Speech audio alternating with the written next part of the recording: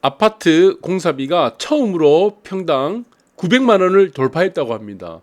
말 그대로 평당 공사비가 폭등을 했습니다. 폭등을 한 이유는 여러분들이 잘 아실 겁니다. 물가 때문이죠. 자, 이런 물가에는 건축, 공사에 들어가는 자재값, 여러 가지들이 비용들, 인건비까지 포함해서 매우 많은 요소들이 다 가격이 올라서 지금 공사비가 폭등을 하고, 이것들이 사업을 포기하거나 아니면 지연되는 단지들이 속출하고 있다고 합니다. 매우 안타까운 얘기들인데, 자, 이런 부분에 있어서 지금 왜 이렇게 지금 앞으로 공사비가 폭등을 했는지, 자, 왜 이렇게 사업 포기가 단지가 속출한 건지 우리가 또 자세히 한번 보도록 하겠습니다. 네, 강북이 얘기입니다. 강북. 강남 얘기도 아니고 강북입니다. 그래서 평당 1,000만 원. 천정 뚫린 아파트 공사비에 비명을 지르고 있다고 합니다. 그래서 여기는 강북이죠. 자, 3.3 평당 900만 원을 훌쩍 넘어섰습니다. 그래서 자, 이러한 지금 이제 공사비 급증을 하게 되겠죠. 공사비가 급증을 하다 보니까 착공이 안 되는 겁니다. 착공. 네, 지금 착공하기 힘들 거죠. 네, 지어봐야 공사비를 감당이 안 되니까 착공 물량도 28% 급감을 했습니다. 그래서 민간주도 주택 공급에 차질이 예상된다. 그렇게 보고 있습니다. 그래서 지금 강북에 지금 여기가 아까도 보셨죠. 1-6구역입니다. 용두. 여기 같은 경우는 뭐 상업지입니다. 상업지고, 그리고 사업성이 굉장히 좋습니다. 사업성. 왜 사업성이 좋냐면, 뭐 물론 상업지기도 하고 일반 주거 지역이 아니죠. 그러니까 용적률이 높고, 그리고 지금 상업지다 보니까 지금 일반 분양 세대가 많은 겁니다. 자, 일반 분양 세대가 많다 보니 이 지금 올라가는 공사비를 감당할 수 있다는 겁니다. 그리고 층수가 높고, 층수가 높으면은 공사비는 좀 더 올라가겠죠. 그래서 지금 강북에 1000가구, 여기가 999가구니까 지금 1000가구는 아니에요. 그래서 오피스텔을 합치면은 좀 넘어가겠죠. 그래서 공사비가 900만 원을 넘은 것이다. 이례적이다. 공사비 부담이 급격히 커지고 있다는 겁니다. 그래서 여기가 비슷한 건 아니고 전혀 반대되는 것이 한남 3구역입니다. 한남 3구역. 한남 3구역을 보시면은 여기는 일반 분양 세대가 10%도 안 됩니다. 10%도 초 안 되는 거고, 여기는 공사비가 580만 원이에요. 그럼 우리가 좀 한번 좀 생각해야 될 것 같습니다. 한남 2구역은 여러분들이 아시다시피 한남 2구역. 여기는 770만 원입니다. 자, 그런데 한남구역에 580만 원 가지고 공사를 할 수 있겠는가? 한남 3구역. 저는 굉장히 의심스럽습니다. 여기는 이전에 지분 쪼개기를 많이 했기 때문에 조합원 세대수가 많이 늘었어요. 그래서 지금 같은 경우는 공사비가 이렇게 올라가죠. 공사비가 올라갈 때는 다른 거 필요 없습니다. 두 가지밖에 없습니다. 분양가도 지금은 규제 때문에, 분양가 상한제, 고분양가 관리 지역 때문에 분양가도 올릴 수가 없다는 거죠. 후분양이 아니면. 그런데 후분양을 한다고 해도 이게 다 지금 고분양가 때문에 미분양이 되는 리스크를 떠안아야 되고, 그래서 지금의 공사비를 감당할 수 있는 곳은 딱 두 군데밖에 없다. 저는 첫 번째가 일반 분양 세대가 많은 곳. 그러니까 한마디로 사업성이 높은 단지입니다. 높은 구역. 우리 재개발 재건축을 따졌을 때 그렇죠. 그래서 두 번째는 사업 속도가 빠른 곳입니다. 사업 속도가 매우 빠른 곳.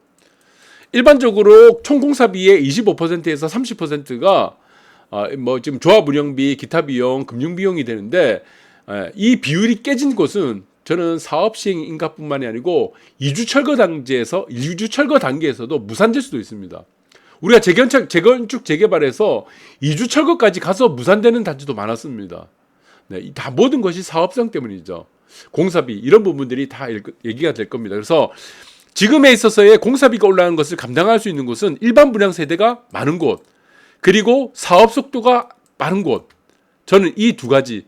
그래서 사업 속도가 빠른 것도 일반 분양 세대는 어느 정도는 갖춰야 된다고 봅니다. 최소한 30%는 갖춰야 된다. 저는 그렇게 보고 있습니다. 그래서 한남 3구역이 과연 될 수 있느냐, 그거는 저도 좀 의문이 많이 듭니다. 지금 입장에서는요. 그래서 착공 물량은 이제 줄어들 수밖에 없죠. 공사비 때문에 이제 감당이 안 되니까.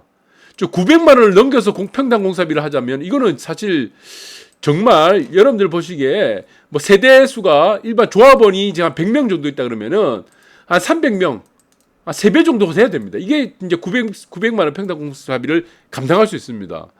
700만 원 이상 감당하기 사실은 힘들어요. 네, 그래서 이런 이유들 때문에 전국의 주택 착공물 물량 보시면은 네, 28% 급감했고 아파트 착공 물량은 16만 가구 27.2% 줄어들었습니다. 결국엔 이건 뭐가 되죠? 네, 공급에 차질이 생기죠. 네, 정부에서 주도를 할 수 있는 이제 공공 분양 아니면은 신도시는 한계가 있습니다. 시간도 많이 걸리고 10년에서 20년 걸리고 결국에는 민간에서 주도하는 주택 공급이 돼야 되는데 이게 차질이 된다는 거죠. 네, 그래서 지금 같은 경우는 이제 분양을 이제 공사가 어느 정도 마무리되고 있는 단지들 최소한 50% 이상의 공사가 이제 네, 최소한 50에서 한 70% 이상의 마무리 단계에 있는 단지가 아니면은 저는 이것이 상당히 사업성에 리스크를 줄 가능성이 크다. 저는 그렇게 보고 있습니다. 그래서 지금 이제 급감하는 주택 착공 물량 뭐 전체입니다. 아파트 다 포함해서 지방이나 수도권이나 서울이나 다 똑같아요. 급감을 하고 있죠. 자, 이 부분들이 저는 굉장히 앞으로도 지금 이러한 지금 스태그플레이션 물가는 올라가고 경기 침체 속에 나타나는 현상 속에 앞으로 공급에 대한 이제 이런 차질이 물량들이 좀 문제가 될 가능성이 크다고 봅니다. 왜냐하면은 네, 지금 멸실되는 가구들은 계속 생깁니다. 멸실. 네. 인구로 줄어들지만 어떻습니까? 지금 2040년까지는 어떻게 돼요? 세대수는 계속 증가합니다. 세대수가. 뭐 1인 가구도 있을 거고 세대수는 어차피 증가하게 되어 있습니다. 그래서 인구는 급격하게 한 번에 줄어들지 않습니다. 네, 인구 평균 수명이 늘어나기 때문에 그럼 2040년 지금으로부터 대략 보시면은 2022년이니까 18년 동안은 세대수가 증가한다는 얘기입니다. 거기다가 멸실되는 가구들이 많죠. 적절하게 공급이 이루어져야 된다는 겁니다. 이게 공급이 어느 정도 단절이 된다 그러면 어떻게 하겠습니까? 이게 주택 가격이 앞으로 네, 또 어려워진다는 거죠. 주택 가격이 한순간에 주택 가격은요 붐이 한번 일어난다, 심리가 한번 부추기게 되면은 한순간에 올라가 버립니다. 네, 이 불안 요인들. 그래서 주택 공급이 부족하다는 이 불안 요인들이 뭐 대중심리라든가 이 부동산 업계에 뭐 이렇게 만연하게 퍼지게 된다면은 이 심리죠, 하나의 시세가. 네, 이 주택 가격이 어느 순간에는 갑자기 또 급등하고 또 무주택자들이 또 판을 치는 이런 현상도 나타날 수 있다. 이런 분들이 될 수가 있으니까 여러분들 이 부분들도 잘 봐야 되겠죠. 그런데 좀 특이한 게 있습니다. 지금 아파트입니다. 주택을 제외한 주택 다 포함되겠죠. 아파트 건축 인허가 건수가 네, 1년 전보다 14% 늘었어요. 그러니까 여기서 보시면은 이제 사업시행인가는 받은 곳이죠.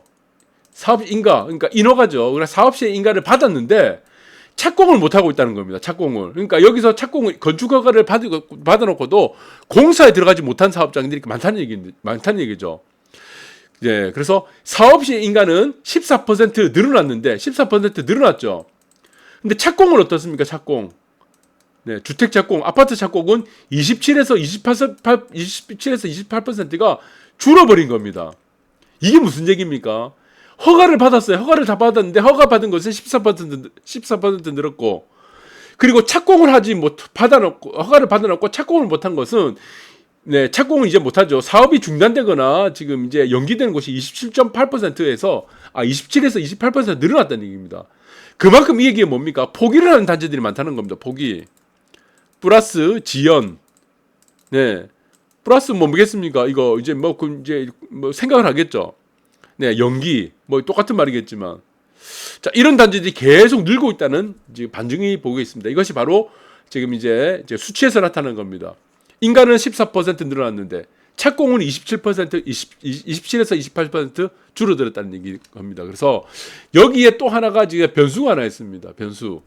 그래서 지금 하나가 기댈 수 있는 거 이겁니다. 지금 분양가가 상한제가 걸려있죠. 분양가는 올릴 수가 없죠. 공사비가 올라갔습니다. 여러분들 공사비가 올라갔으면은 그 공사비에 비례를 해서 분양가를 올려주면 됩니다. 근데 어떻게 했습니까? 분양가가 상한제가 다 걸린 겁니다. 상한제가. 그런데 상한제 걸리고 그냥 고분양 이제 관리 지역도 다 걸리죠. 전국에 웬만하면 고분양 다 걸려 있습니다.